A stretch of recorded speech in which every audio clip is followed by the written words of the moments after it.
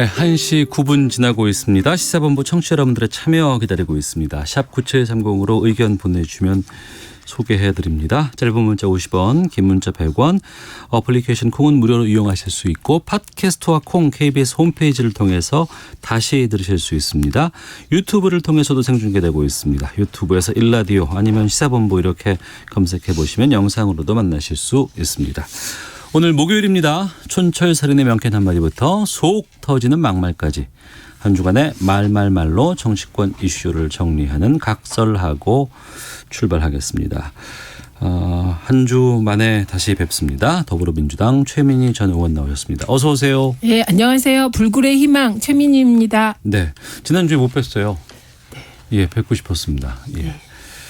미래통합당의 이준석 최고위원도 어김없이 자리하셨습니다. 안녕하십니까? 네, 안녕하세요. 예, 다음 주에는 MC로 데뷔하신다는 얘기를 들었습니다. 예, 제가 아침 방송 프로에 맨날 패널로 나가다가 예. 이번에 또 하루 대타라 이거 김경래 최강시사 다음 주에 아마 휴가 가는 것 같아요. 예, 맞습니다. 그래서 목요일 날 진행을 하게 됐습니다. 다음 주 이 시간 목요일이네요. 예.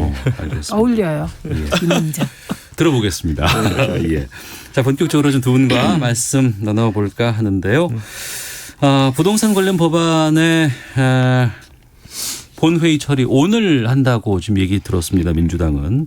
여기에 대해서 통합당은 반발하고 있는데 먼저 어제라든가 아니면 그 전에 있었던 법사위에서 여러 가지 대화들 저희가 좀 편집을 해봤습니다.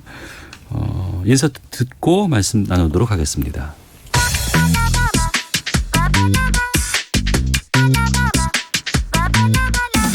두 가지 점을 우려하고 있더라고요.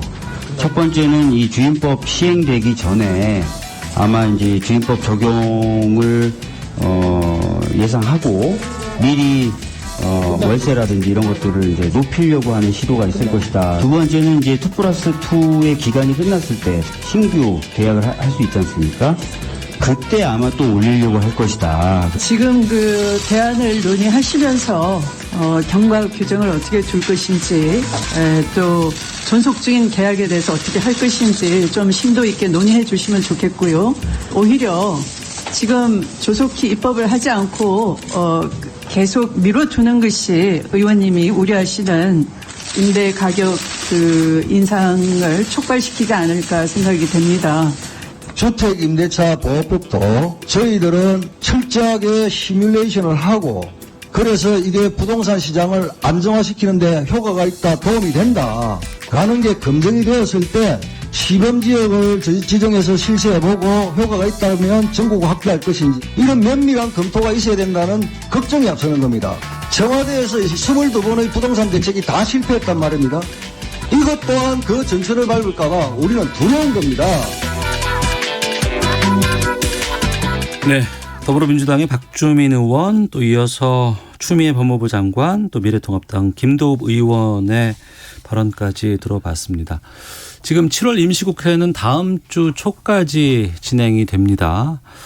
지금 민주당이 부동산 관련 입법에서 관련 법안 13개를 법사위, 국토위, 기재위에서 속전속결로 처리를 했습니다. 그리고 오늘 다음 주 초까지 7월 임시국회 내에서 이 법안들 처리하겠다고 본회의 통과시키겠다고 하는 입장이에요.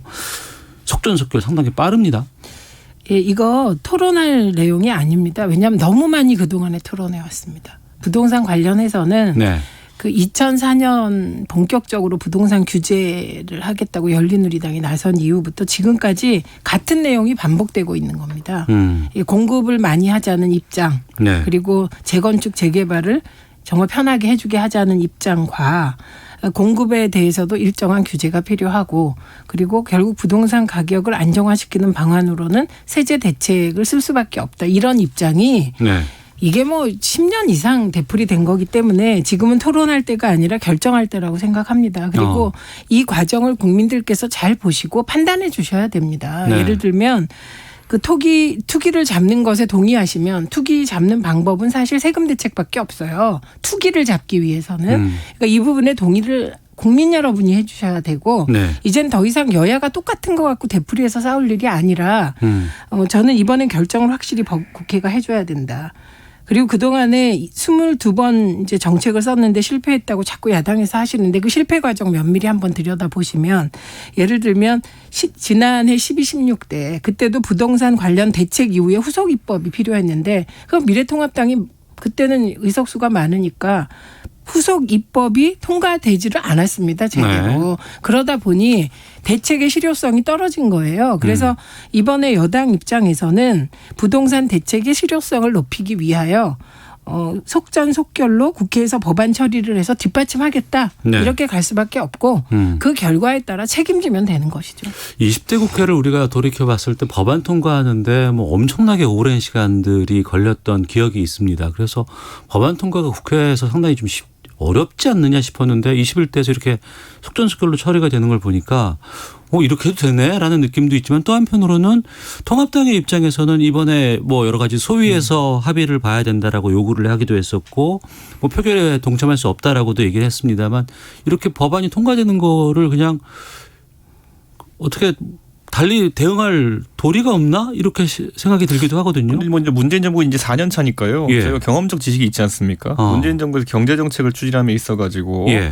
독단적으로 독선적으로 야당과의 합의 없이 추진했던 것 중에 잘된 것이 무엇이 있었느냐 봤을 때 물론 입법 사안은 아닐 수 있겠습니다만은 최저임금 정책만 해도 네. 보면 처음에 16%막 이렇게 올리면서 기세 좋다가 작년 2.9% 올해 1.5% 결국 평균치는 박근혜 정부만도 못한 상황이 이제 되고 있는 거거든요. 그러니까 저는 그런 것도 그렇고 52시간 이런 것도 밀어붙일 때 여러 예측된 지금 나오는 부작용들이 예측되던 부작용들이거든요. 네. 근데 그런 것들에 대해 가지고 야당과 협의하기를 상당히 좀 꺼려했죠. 그러다 보니까 지금 와서 부작용이 발생해도 예. 우격다짐 우리가 잘하고 있어 이렇게 하는 거엔 답이 안 나오는 상황인데 저는 이번에 뭐 부동산 관련해서 이제 통과시킨 그 3법이라는 걸 보면은 결국엔 전월세에 대해 가지고 이제 신고제를 하고 네. 그리고 그 가격 상승을 통제하는 가격 통제책을 이제 하는 건데 자 주거 안정을 위해서 전월세 가격을 안정시키기 위해 가지고 꺼내든 방법이 제가 봤을 땐 전세를 없애는 방법이에요. 네. 왜냐하면 전세가 지금 사라질 것이다. 그러니까 이게 사실 저희가 정책을 하는 데 있어가지고 제가 가끔 하는 비유입니다마는 학교 폭력을 없애자의 대안으로 네. 가장 깔끔한 학교를 없애면 되거든요. 그럼 학교 폭력 없어집니다. 네. 뭐 이런 식으로 이게 정책이 추진된 느낌이라 가지고 저는 전세가 없어질 거기 때문에 앞으로 전세가 상승도 없어질 거란 확신을 합니다. 그런데 지금 상황에서는 뭐 집을 가진 분들 같은 경우에는 전세 시장에 대한 불확실성이 너무 커졌고 그리고 전세 가격에 어쨌든 탄력성이라는 게 없어지게 되니까 네. 4년 정도 고정 가격 비슷하게 돼버리고 5%밖에 못 올리니까 결국은 전세를 안 내놓을 개연성이 굉장히 커졌다는 거죠. 네. 저는 이런 것들이 가격 통제책이라는 것이 장기적으로 유지될 수 있는 것들이냐 해가지고 다시 한번 민주당에 반문하고 싶고 지금이 제가 봤을 때는 전세에 대한 수요가 막 높아진 전세 시즌도 아닙니다 지금. 네. 우리가 소위 말하는 뭐 봄 가을에 뭐 아이를 취약하기 전에 그런 예. 시즌도 아니고 지금 특히 장마 시즌이기 때문에 특히 이사 같은 것들이 많이 제한되어 있는 상황이고 그런데 여기서 만약에 법안 심사를 위해 가지고 열흘 20일 정도의 시간을 더 지체하지 못할 정도의 다급함이라고 하면 그것이 무엇인가 저는 여당에게 한번 묻고 싶습니다. 그건. 네. 대답할까요? 그러니까 이번에 민주당이 국회에서 부동산 대책에 대한 입법이 확실하게 된다는 시그널을 못 주면 네. 모든 게 무력화됩니다. 왜냐하면 그동안에 그 대책이 나올 때마다 무력화의 방식이 국회에서 입법이 지연돼서 예. 적시에 타이밍을 놓쳐버리는 거고 또 입법 내용이 미래통합당에 의해서 되게 완화되거나 이럴 우려가 큽니다. 그래서 저는 이번에 민주당 입장에서는 내용을 가지고 뭐 할 토론해서 미래통합당이 하라는 대로 할 건 없고 다만 네. 이번에 주택 임대차 3법 같은 경우는 김종인 위원장이 말씀하신 거에 대한 보완책이에요. 김종인 위원장이 예를 들면 종부세를 올리고 보유세를 올리게 되면 그 세금 올린 만큼 주택 소유자들이 임대인에게 네. 전가할 수 있다. 전가할 수 있다라고 지적을 했고 그에 대한 대응이 사실은 할 수 있는 걸 한 거거든요. 그러니까 임대인을 보호하는 방법은 정해져 있습니다. 그게 두 가지예요. 기간에 대해서 조금 더 연장할 수 있게 해주는 거,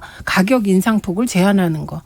그러니까 저는 김종인 위원장께 오히려 묻고 싶은 게 그러면 세금 방식도 쓰지 마라. 그다음에 세금을 쓰면 이게 세금 방식은 우리나라만 쓰는 게 아니고 그건 이제 기본적인 방식인데 그럼 세금은 할 수 없이 올린다고 쳐요? 그러면 임대인에게 전가되는 방식 한다. 그러면 막는 방법을 미래통합당 뭘 생각하는지. 그럼 거기에 대해서 얘기하는 게 재건축, 재개발, 뭐 서울에 주택 100만 호 짓는다 이렇게 얘기하는데 재건축, 재개발 관련하여 2014년 말에 미래통합당이 주도해서 재건축 초과 이익 환수 3년 유예. 그 이후에 집값 폭등하기 시작한 거거든요. 그러니까 저는 이걸 자꾸 여야의 문제로 가져가면 대책이 안 나온다. 이거는. 네. 그렇기 때문에 일반적인 경제학 원론, 부동산 원론에서 따지는 것도 부동산 투기에 대응하는 건 사실 세제 대책밖에 없어요. 투기에 대응하는 것은. 그리고 서민 주거 안정을 위해서는 공급주택.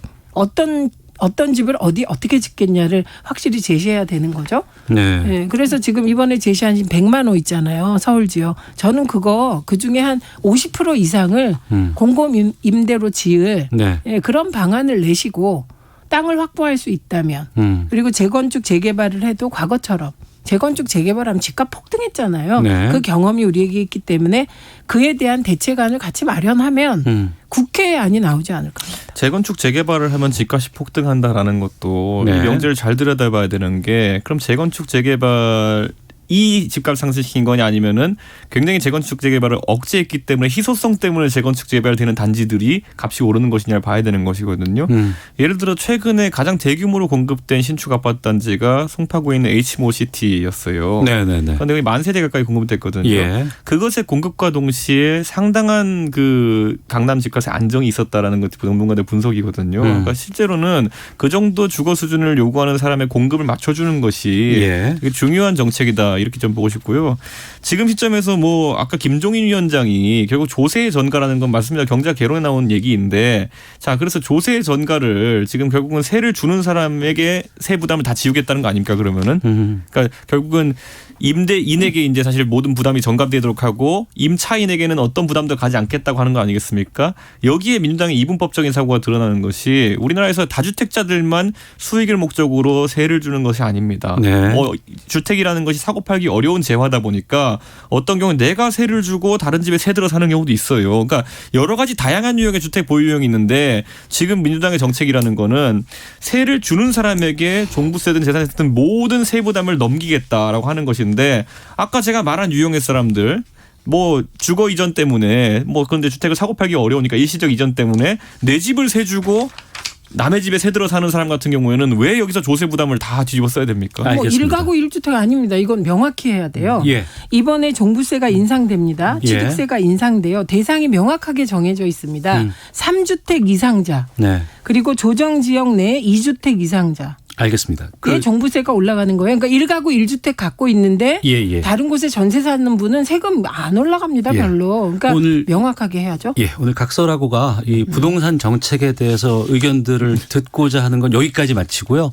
좀 정치권의 현재 흐름이라든가 반응 같은 것들 이런 걸 좀 중점적으로 제가 여쭤보도록 하겠습니다. 그래서 정책에 대한 토론은 여기서 좀 정리를 하도록 하겠고요.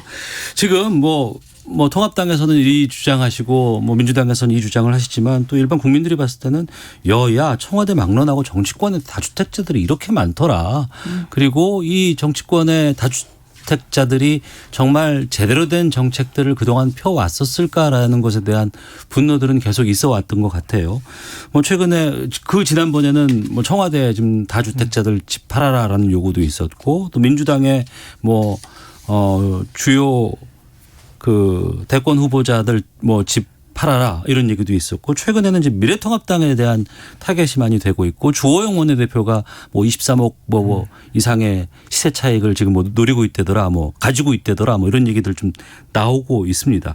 이런 그 정치권의 다주택자들의 상황에 대해서는 지금 어떻게 보고 계세요? 저는 다주택자라고 하면 네. 여러 가지가 있습니다. 다주택을 하게 된 계기들이 있겠죠. 예를 들어 국회의원 중에서 지역구와 지방의 경우에는 생활의 터전이 두 군데에 걸쳐 있는 경우. 네. 저는 노영민 실장도 거기 포함해가지고 그런 것들은 비난의 가능성이 적다라고 제가 얘기했었어요. 왜냐하면 일반 그 시민들 중에서도 보면은 어떤 이유에서든지 뭐 자식이 유학을 서울에 갔다든지 아니면 뭐 예를 들어 주말부부로 따로 떨어져 산다든지 네. 아니면 부모를 봉양한다든지 뭐 아니면 여러 가지 유형의 다주택자들이 있을 수 있는 것이거든요.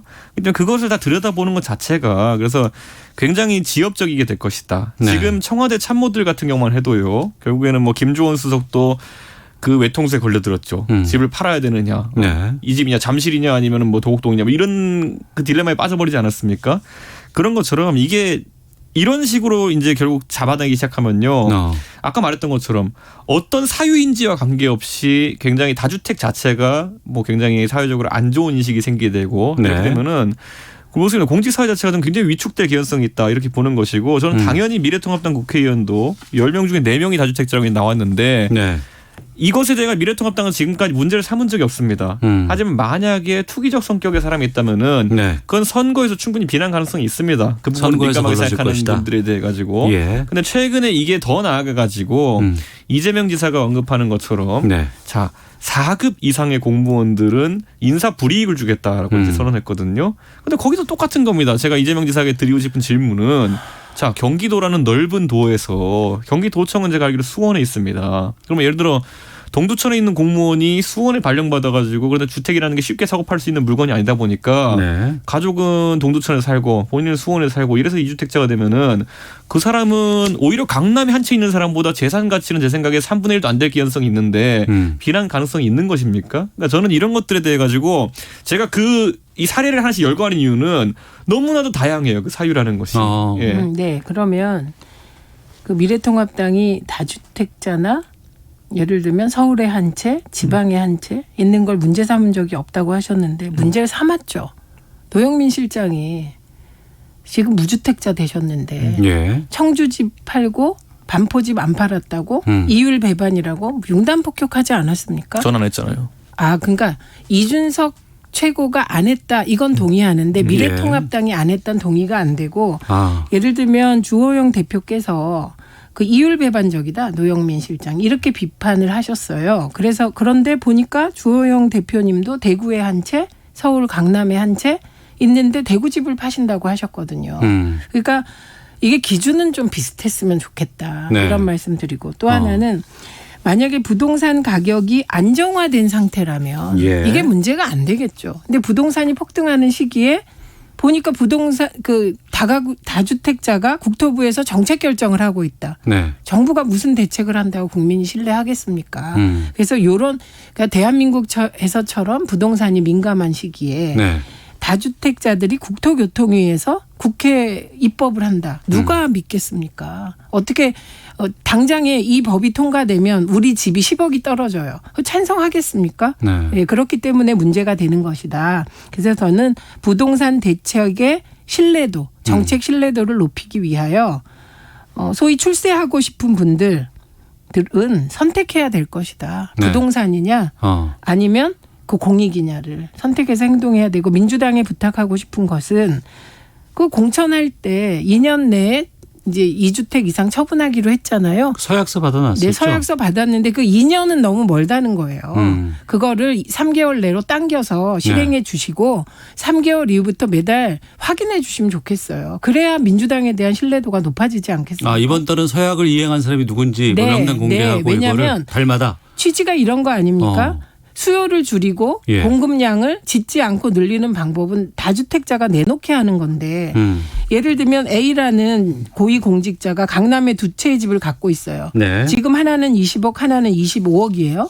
그러면 이 사람은 30억이 될 때까지 2년 후에 기다렸다가 내놓대. 이게 무슨 의미가 있어요? 20억짜리를 15억에 내놓으라는 취지 아닙니까? 네. 이거 지켜주시면 됩니다. 저는 저 민주당의 눈먼식이 아까 말했던 것처럼 다주택은 무조건 나쁜 것이라는 그 개념 안에서 아까 말했던 것처럼 예를 들어 유학을 간 자녀라든지 네. 아니면 멀리서 근무하는 자녀 아니면은 봉양하는 부모가 거주하고 있는 주택 이런 것들에 대해서도 그러면 눈먼식으로 저렇게 규제할 것인지 아니면 사유서를 다 받을 것인지 저는 그것도 궁금하고 왜냐하면 후자 같은 경우에는 또 누가 그걸 판사도 아니고 잣대를 이제 만드느냐도 중요할 테고 네네. 전자 같은 경우에는 눈먼 규제를 하게 된다면은 일시에 부모님 살고 있는 집을 팔아버려라. 그다음 부모님 세달계를 해라 그러는데 제가 이 지점을 지적할게요. 자. 아까 말했던 것처럼 생활 터전이 2군데에 걸쳐 있는 사람 같은 경우에는 하나를 자가 보유하고 하나를 세 들어 산다고 했을 때 그 세 들어 사는 집은 어차피 누군가의 다주택입니다.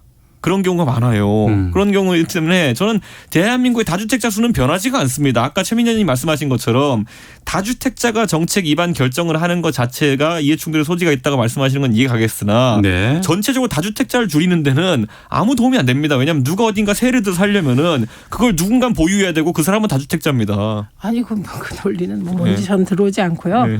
중요한 건 이런 거예요. 일반 국민이 예. 서울에 살았어요. 우리가. 그래서 집을 한 채 있었어요. 그런데 자식이 대학 간다고 그리고 자식이 미국으로 유학 간다고. 미국 유학도 못 가겠죠. 서민들은. 유학 간다고 미국에 집 사줄 수 있는 사람이 몇 명이나 됩니까? 그러니까 기준은 그렇게 잡으면 조금 저는 곤란하다 이렇게 보고 그러면 서울에 강남에 집이 있는 공직자가 지방으로 내려가게 되면 꼭 집 사야 됩니까? 월세 살아도 되고요. 그러니까 세를 사는 집은 누구 소유냐고요? 또 다른 아니, 다주택자 그거는 소유죠. 지금 얘기하는 거 기준을 정해야 되는데 네. 지금 고위공직자 다주택을 막는다고 해서 다주택이 없어진다. 누가 그런 주장을 합니까? 정책 신뢰도를 높이기 위하여 적어도 부동산 정책 결정을 하는 사람들. 네. 예를 들면 국토위 국회의원, 국토부 고위공직자, 그다음에 청와대의 고위공직자 이런 분들은 다주택자이면 아무래도 정책 신뢰도에 흠이 가니 네. 그분들은 좀 다주택이 아니었으면 좋겠다 이런 얘기고 이게 이분들이 집 몇 채 판다고 다주택이 없어집니까? 그러니까 아니, 완전히 다른 범주의 말씀이죠. 제가 약간 조소적으로 말씀드리면 미래통합당은 의사결정에 1도 참여 안 하고 있으니까 안 팔아도 되겠네요. 자, 알겠습니다. 자, 1시 30분 지나고 있는데요. 각설하고 지금 더불어민주당의 최민희 전 의원, 미래통합당 이준석 전 최고위원과 함께 말씀 나누고 있습니다. 네, 각설하고 최민희 더불어민주당 전 의원, 이준석 미래통합당 전 최고위원과 함께하고 있습니다. 자, 저희가 준비된 인서트가 있습니다. 법사위에서에 있었던 일인데요. 듣고 두 분과 말씀 나누도록 하겠습니다.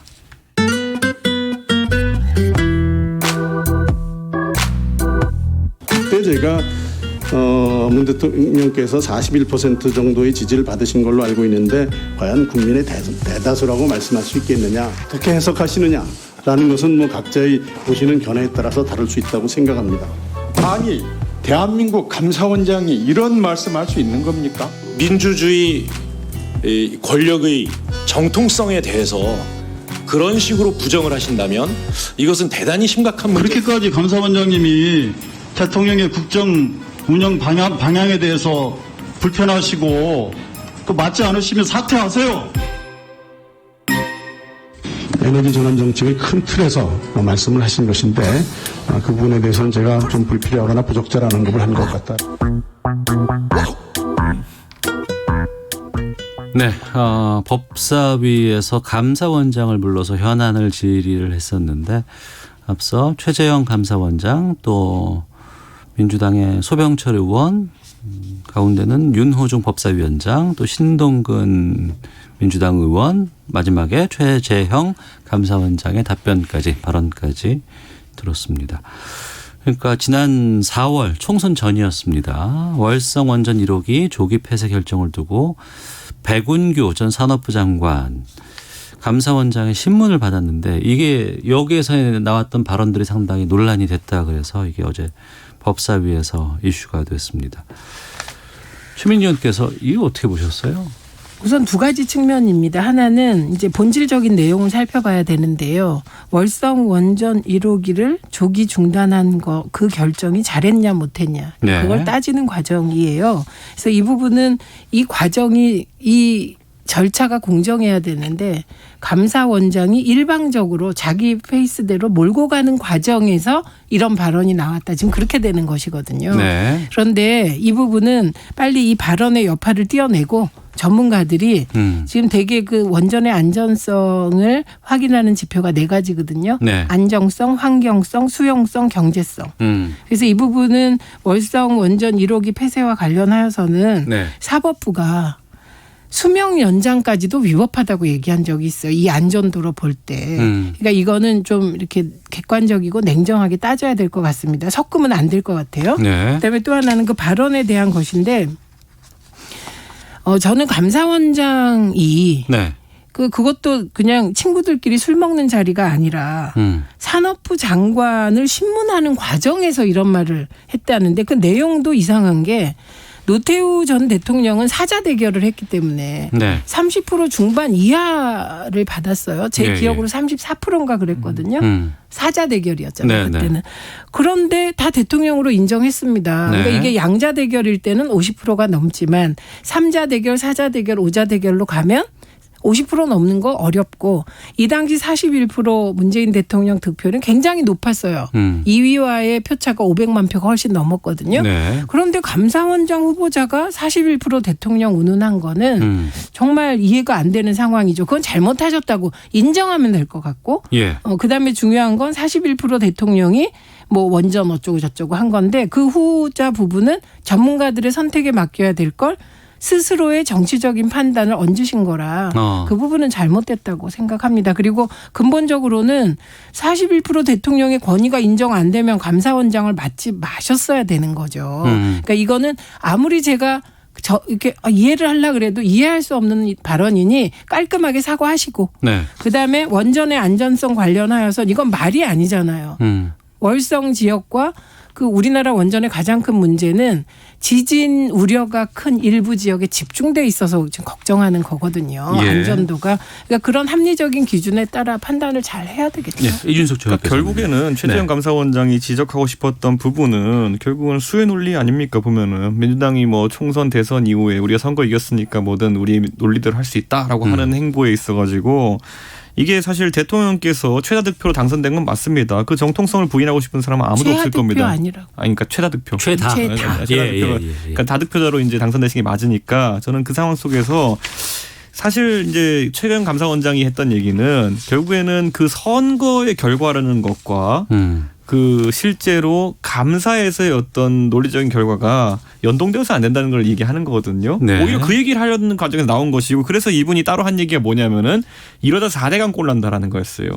왜냐하면 감사원 입장에서 4대강 감사라는 거는 굉장히 치욕적인 그런 상황입니다. 왜냐하면 이명박 정부 때는 이 감사해가지고 아무 문제 없다라고 결론을 내고. 그러니까 제대로 된 감사원의 역할을 못했었던 경우였죠. 그렇죠. 그게. 그리고 예. 그 박근혜 정부와 문재인 정부 거치면서 조금씩 결론이 달라져가지고 현 정부 들어가지고는 4대강 사업에 문제 있다는 취지로 사실 많은 인원이 변동된 것도 아니고 그 사이 4대강 사업에 뭐 추가적인 사업이 들어간 것도 아닌데 어떻게 이게 상반된 결과가 나올 수 있느냐가 그때 여론의 질타를 받았던 그렇죠. 것이거든요. 예. 저는 그래서 원전에 대한 부분도 오히려 최재형 감사원장이 그렇게 얘기했던 거는 감사원의 업무 영역이라는 거는 다득표자인 대통령의 공약과 연동될 이유는 없다. 거꾸로 말하면 대통령께서 그 당시 원전 폐지와 탈원전이라든지 이런 것들을 상당히 핵심 공약으로 내고 당선되셨어요. 그건 국민들이 민주적으로 선택한 것이지 그게 옳냐 그르냐.